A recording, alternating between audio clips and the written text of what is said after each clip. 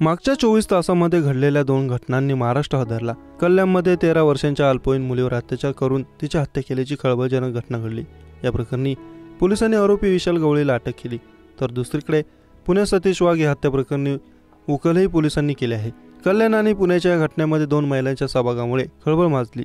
या दोन्ही प्रकरणांमध्ये पोलिसांनी विशाल गवळीची पत्नी साक्षी गवळी आणि सतीश वाघ यांची पत्नी मोहिनी वाघ यांना अटक केली। कल्याण आणि पुण्याच्या प्रकरणात या दोन्ही महिलांचा सहभाग समोर आला।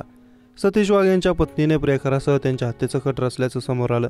सतीश वाघ यांच्याकडून होणारी मारहाण, आर्थिक व्यवहार आपल्याकडे यावत यातून ही हत्या करण्यात आल्याचं पोलिसांनी सांगितलं। सतीश वाघ यांची पत्नी मोहिनी वाघ यांचे हत्या प्रकरणातील आरोपी अक्षय जवळकर यांच्यासोबत प्रेमसंबंध होते। अक्षय जवळकर आणि मोहिनी वाघ यांनी सतीश वाघ यांच्या हत्येसाठी 5 लाखांची सुपारी दिल्याचं पोलीस तपासात समोर आलं। कल्याणमध्ये 13 वर्षांच्या अल्पवयीन मुलीवर अत्याचार करून हत्या करण्यात आली।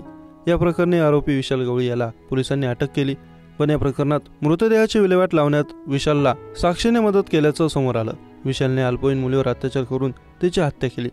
बँकेत काम करणारी विशालची पत्नी संध्याकाळी घरी आली तेव्हा तिला याबाबत समजलं। विशाल आणि साक्षीने अल्पवयीन मुलीचा मृतदेह बॅगेत भरला। ही बॅग एका रिक्षात टाकून विशाल आणि साक्षी बापगावला असलेल्या कब्रस्तानमध्ये गेले आणि त्यांनी मृतदेह तिकडेच टाकला।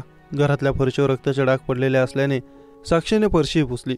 यानंतर विशाल साक्षीच्या माहेरी शेगावला गेला।